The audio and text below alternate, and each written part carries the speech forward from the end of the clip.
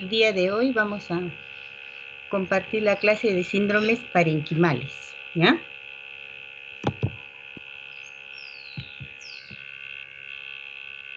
Entre los síndromes parenquimales o parenquimatosos vamos a tener en cuenta el síndrome de condensación, el síndrome intersticial y el síndrome cavitario. Dentro del síndrome de condensación se considera neumonía, atelectasia. En el síndrome intersticial se haya asociado a enfermedades reumatológicas, agentes ocupacionales o fármacos. También se consideran las enfermedades granulomatosas y la neumonía intersticial idiopática.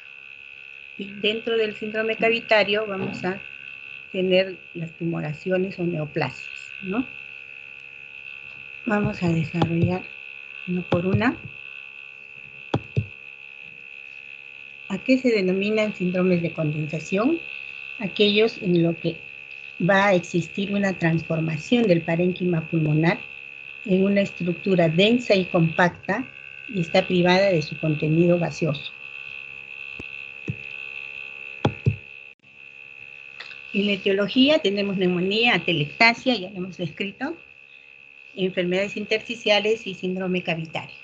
Describiendo lo que es neumonía, vamos a definirla como un proceso inflamatorio pulmonar de origen infeccioso que se caracteriza porque existe una exudación alveolar y condensación del parénquima pulmonar.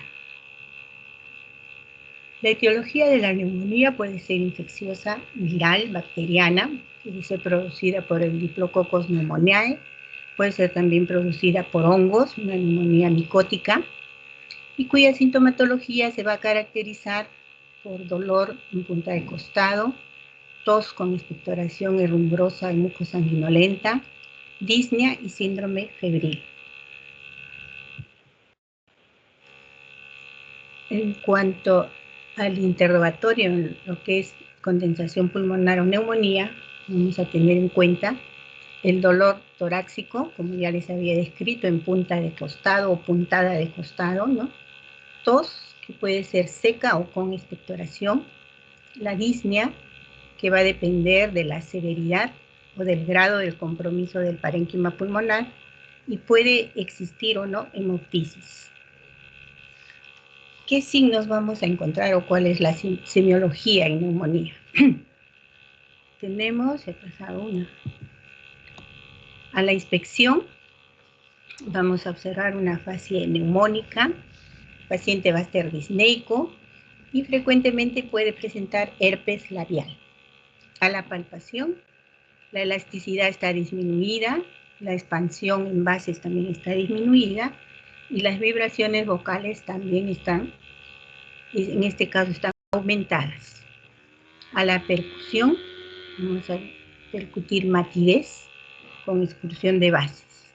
Y a la auscultación, que es lo que nos va a definir más lo que es la neumonía, vamos a tener, se describen 3 periodos. Al inicio del exudado, en la consolidación del exudado y la resolución de este exudado. En el inicio del exudado, el murmullo vesicular está disminuido y se auscultan crepitantes. En el periodo segundo, que es de consolidación del exudado, el murmullo vesicular está abolido, existe soplo tubárico, hay broncofonía, pectoriloquia y pectoriloquia áfona. Y en el tercer periodo de resolución de este exudado, el murmullo vesicular va a continuar disminuido y también persisten los estertores crepitantes. Aquí, reiterando la auscultación, desaparece el murmullo vesicular, el cual va a ser reemplazado por una respiración de tipo laringotraqueal, ahí es donde se percibe el soplo tubárico. Perdón. Se auscultan estertores húmedos, que son los crepitantes, y a la auscultación de la voz, como les había mencionado, vamos a encontrar broncofonía, que es el aumento de la resonancia de la voz, pero sin mayor nitidez, pectoriloquia, que se denomina el pecho que habla, es decir, la voz se escucha muy nítida, muy clara y fuerte, y la pectoriloquia áfona es lo que denominamos la voz cuchicheada. ¿Cómo hacemos el diagnóstico de neumonía? Para todo tipo de patología, no solo neumonía, el diagnóstico se va a basar en la historia clínica, el examen físico, exámenes de ayuda al diagnóstico, exámenes de laboratorio y exámenes de imágenes o imagenología. En este caso, el examen de radiografía va a ser muy útil y que vamos a observar opacidades lobares, más frecuentemente en el tercio inferior. Aquí tenemos una radiografía compatible con neumonía. Pueden ustedes ver la opacidad que compromete los 2 tercios inferiores del hemitórax derecho. Es un síndrome de condensación pulmonar. Otro caso de neumonía, en este caso está localizado en el tercio superior, ¿no? Pero siempre con una estructura compacta, densa, ¿no? Otra radiografía de neumonía. ¿Dónde ven ustedes la neumonía?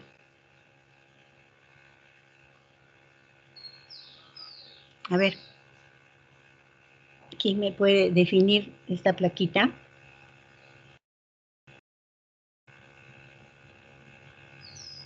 No están. En el pulmón izquierdo, acá, tercio inferior. En el pulmón izquierdo, tercio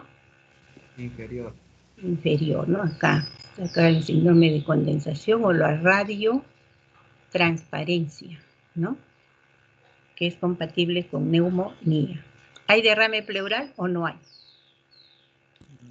Las neumonías pueden complicarse con derrame pleural, ¿no? Y a veces una opacidad así pues puede hacer pensar que hay derrame. ¿Hay o no hay? ¿Por la obliteración del seno costodiafragmático podría ser, doctora? ¿Está obliterado? ¿Ven el seno costodiafragmático izquierdo o no? ¿Se logra visualizar? No. no, doctora. ¿No? Bueno, yo sí lo veo, miren acá. Sí se ve algo. No está obturado. Ya un poquitito, ¿no? Entonces, o sea, yo les había mencionado, al menos en la práctica, cuando el seno costodiafragmático se obtura, es porque hay un pequeñísimo derrame pleural que corresponde a 150 o 200 mililitros de agua. En ese caso se obtura, pero si no, se observa, se ve todavía. Aquí sí se puede observar, entonces no nos puede confundir con la radioopacidad, que es compatible con neumonía, y si no viéramos este cachito, lo viéramos blanco también, radioopaco, entonces sí decimos que hay una neumonía pequeñita, ¿no? Pero en este caso no, está viéndose. Si ustedes lo observan más lejos, está viéndose el seno costodiafragmático. Entonces la opacidad sí está comprometiendo todo el tercio inferior, pero no hay líquido, ¿ya? Otra radiografía de tórax, miren, de neumonía. Acá lo observamos en el lado derecho, el seno costodiafragmático se ve, ¿no? ¿Lo ven o no? Este cachito. Sí, doctora. Entonces es solo Sí, doctora, sí. ¿Ya? Y este es en proyección lateral. La neumonía se localiza a este nivel. La tomografía de tórax también puede ser útil en los exámenes de imágenes, ¿no? Y que ustedes pueden observar una condensación del segmento posterior en el óvulo inferior, ¿no? Cuando ustedes vean radio opaco, es un síndrome de condensación. Aquí, este nivel, aquí, en este nivel. Un signo patognomónico de ver en radiografías o más aún en tomografías en los casos de neumonía es el broncograma aéreo, ¿no? En algunos se ve muy nítido, como en este caso, pero en otros no. Tienen ustedes que agudizar muy bien su vista para poder ver el broncograma aéreo, que va a ser un signo patognomónico en neumonía. Pasamos a la otra patología, que es atelectasia. ¿Y por qué se caracteriza la atelectasia? Porque va a haber un colapso, ya sea del pulmón, del óvulo, de un segmento del alveolo, ¿no? Debido a un trastorno en la ventilación o porque ha perdido su contenido aéreo. Podemos observar cómo son los alveolos normalmente y en este caso cómo se colapsan en los casos de atelectasia. Es decir, imagínense ustedes un globo inflado, lo pinchan y el globo se desinfla y se colapsa, ¿no? Igual ocurre con los alvéolos en los casos de atelectasia. Hay un colapso del alvéolo, del pulmón o del segmento pulmonar. Ustedes ya han hecho la segmentación pulmonar, ¿no? En teoría, ¿han hecho segmentación pulmonar? No. Hola. La primera clase de anatomía. Claro. ¿Cómo se subdivide el pulmón? A ver, el derecho. ¿Cuántos segmentos tiene? 3. ¿Cuáles son? El superior, inferior y el lóbulo medio. No, esos son los lóbulos del emitor derecho. Superior, medio, inferior. ¿Cuántos segmentos hay en el lóbulo superior derecho? Por eso les digo segmentación bronquial. Porque ingresamos la tráquea en anatomía, ¿no? Bronquio derecho, bronquio izquierdo. Si yo entro al lóbulo superior derecho voy a encontrar 3 segmentos. ¿Cuáles son?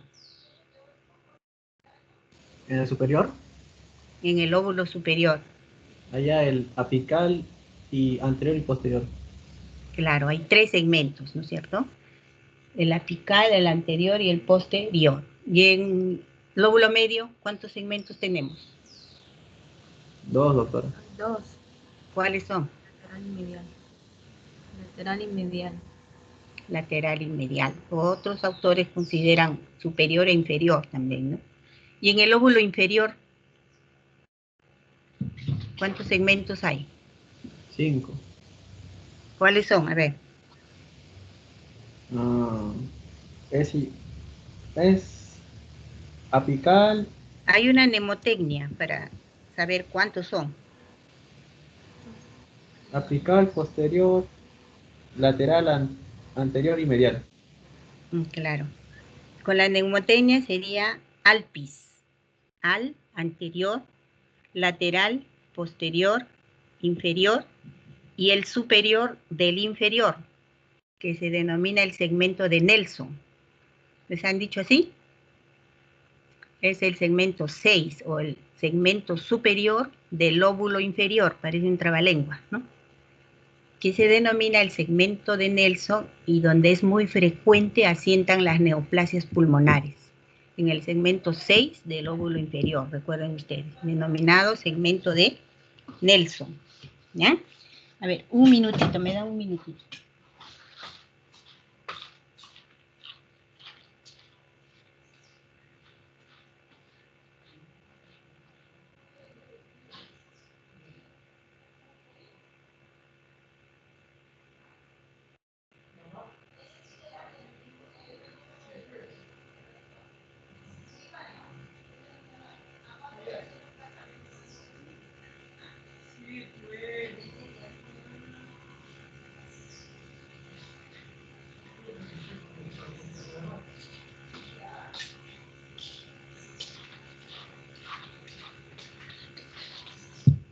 Bien, entonces les decía, ¿qué es lo que ocurre en atelectasia? Va a haber un colapso, ¿no? Donde el aire se elimina y el segmento, el pulmón o el alvéolo se colapsa, ¿no? La atelectasia, ¿por qué se produce? ¿Qué es lo que va a ocurrir? Observen ustedes un alvéolo normal, un alvéolo donde hay una obstrucción y otro alvéolo donde hay una compresión extrínseca. Va a haber una reducción volumétrica por reabsorción del aire alveolar, como consecuencia de una obstrucción o pérdida de surfactante con la circulación conservada. ¿Qué implica ello? Implica un colapso pulmonar donde el aire alveolar ha sido desplazado o absorbido. En la etiología de la atelectasia que tenemos que pueden ser obstructivas o constrictivas. Las obstructivas se deben a secreciones, a cuerpos extraños o a tumores. Y las constrictivas en los casos que hay derrame o neumotórax. ¿Qué sintomatología vamos a tener en atelectasia? Dolor también en puntada de costado, disnea y tos seca. ¿Cuál es la semiología en atelectasia? tenemos a la infección, podemos observar tiraje, cianosis, retracción del hemitórax y el esternón desviado hacia el lado sano. La palpación, tenemos la elasticidad está disminuida, la expansión de bases también está disminuida y las vibraciones vocales están abolidas, a diferencia de neumonía donde las vibraciones vocales están aumentadas, ¿no? A la percusión vamos a tener matidez y a la auscultación un murmullo vesicular abolido con resonancia vocal, ¿ya? Así que esto es una principal diferencia de neumonía a atelectasia. Aquí tenemos atelectasia en el examen clínico, la inspección, hay retracción torácica, hay tiraje, taquipnia, la respiración es superficial y la motilidad torácica está disminuida. Vean ustedes cómo el pulmón se colapsa, ¿no? Acá forma un muñón y observen ustedes el pulmón derecho normal. A la palpación, se había dicho, las vibraciones vocales están disminuidas o abolidas y la amplexación está disminuida. A la percusión también va a haber matidez, que podemos evaluar los límites y la forma. Puede existir su matidez cuando las lesiones son pequeñas. Aquí tenemos una imagen de atelectasia del pulmón. A la auscultación, el murmullo vesicular está disminuido o ausente. Tampoco hay ruidos agregados, ¿no? No se ausculta brocofonía, no hay pectoriloquia ni pectoriloquia áfona, como se observa en neumonía.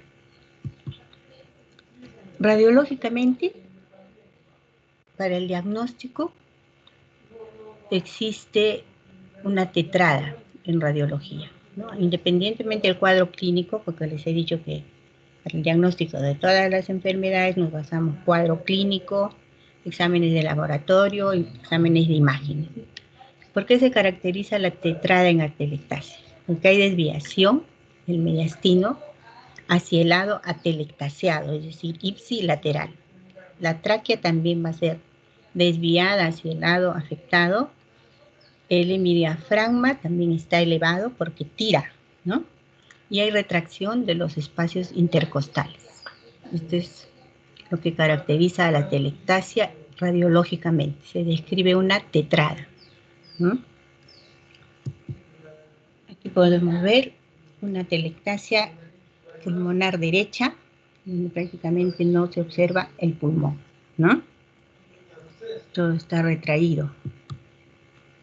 Acá tenemos una atelectasia en el lóbulo superior derecho, donde se describe que hay elevación del ilio, porque jala prácticamente, ¿no? Tira.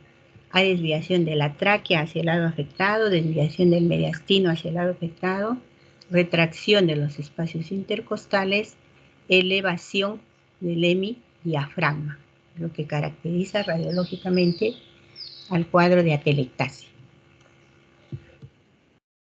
Es la misma radiografía anterior, donde ustedes pueden ver la atelectasia en el lóbulo superior derecho y aquí en la lateral.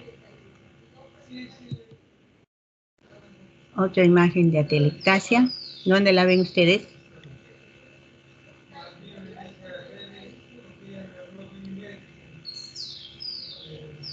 ¿En qué hemitórax está la atelectasia? Si describimos la tetrada, la tráquea está desviada hacia el lado derecho. Izquierdo. Izquierdo, ustedes ven la tráquea lateralizada a la izquierda o a la derecha. Derecha. Acá la tráquea está tirando más, no mucho, está traccionada hacia la derecha. Bueno, el mediastino también se lateraliza hacia la derecha, se eleva el hemidiafragma izquierdo, y en la lateral podemos ver mejor la atelectasia como una muesquita. Ven ustedes acá, un triángulo. ¿Lo observan o no?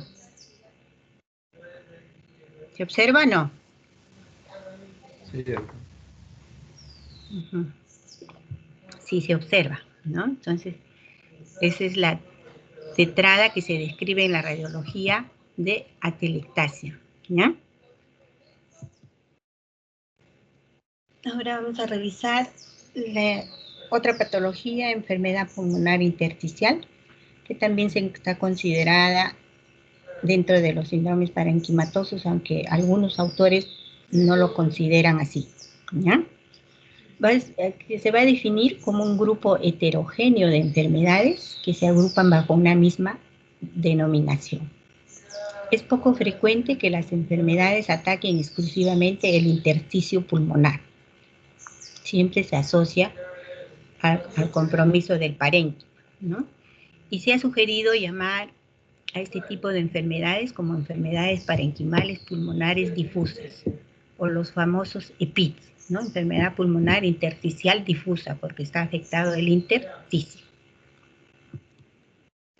Dentro de la sintomatología que vamos a observar en este EPID, va a presentar disnea de esfuerzo, tos, puede o no haber hemoptisis y dolor preurítico, pero lo que la caracteriza como síntoma principal va a ser la disnea de esfuerzo. Tenemos también en EPID signos asociados a disminución y restricción del volumen pulmonar. A la inspección hay disminución de la amplexación. A la palpación también hay disminución de la expansión pulmonar. A la percusión hay disminución del área de percusión pulmonar. Y a la auscultación, lo que vamos a escuchar es un tipo característico de crépito que se denomina velcro. O sea, el velcro no lo vamos a escuchar en otro tipo de patología, solo en EPID. ¿Por qué se caracteriza? ¿Qué es el velcro?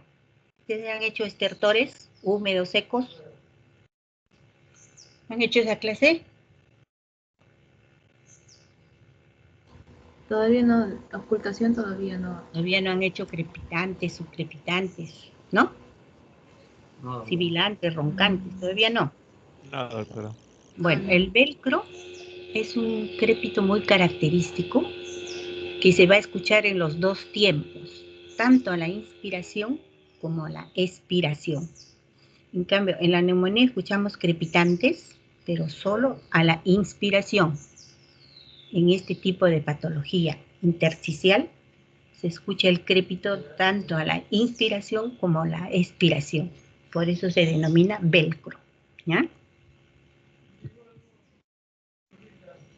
Tenemos en el examen físico de los EPID, como signos pleurales se presentan en enfermedad reumatológica, en la asbestosis, se observa también hipocratismo digital y hay signos asociados a colágenopatías, los casos de sinovitis, vasculitis cutánea y donde hay compromiso renal. Hasta ahí terminaríamos con lo que es enfermedad pulmonar intersticial difusa, ¿no? Luego vamos a ver lo que son los síndromes cavitarios. Ustedes ven en la anatomía patológica este pulmón lleno de cavidades, lo que radiológicamente se traduce en estas imágenes, ¿no? ¿Qué es lo que va a ocurrir en los síndromes cavitarios? Va a haber una destrucción del parénquima pulmonar. ¿Cuál es la causa de esta destrucción? Puede ser infecciosa, por neoplasias o por un infarto pulmonar. Dentro de las infecciosas consideramos a la tuberculosis como primera posibilidad, quiste tírico y abscesos de pulmón.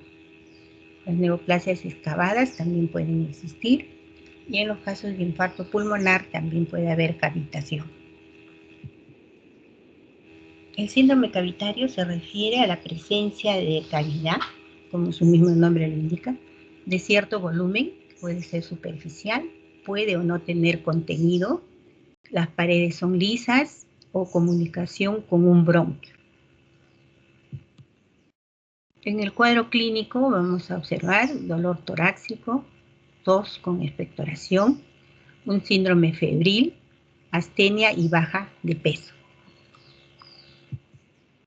Al examen físico vamos a encontrar a la inspección un tórax adelgazado, la motilidad torácica está disminuida, a la palpación hay aumento de vibraciones vocales en los síndromes cavitarios. ¿En qué otra patología teníamos aumento de vibraciones vocales?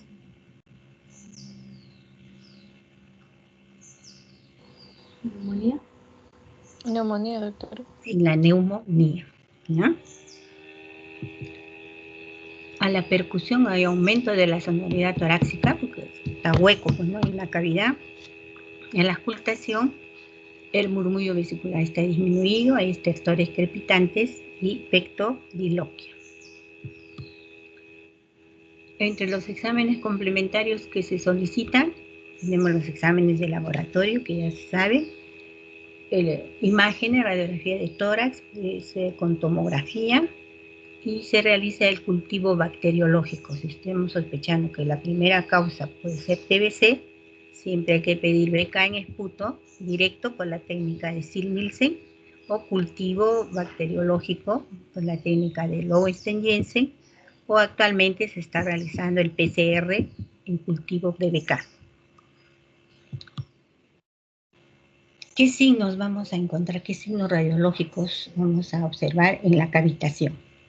La localización de la caverna puede ser en cualquier parte del pulmón, pero es más frecuente en la periferia.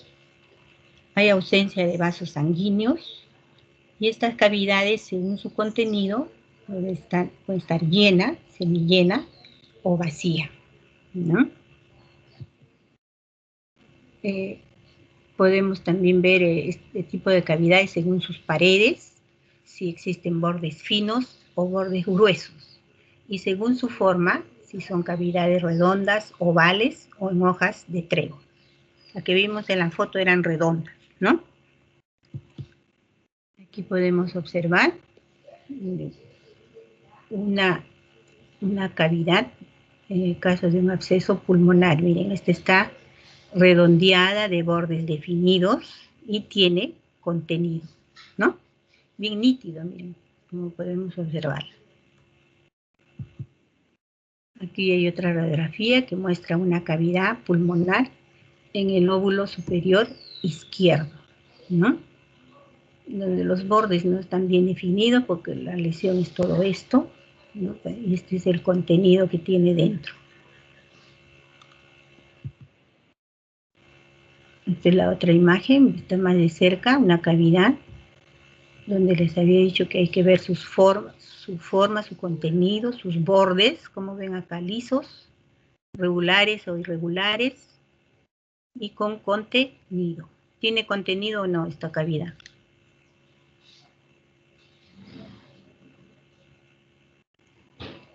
¿Qué observan? ¿Observan dos densidades o no?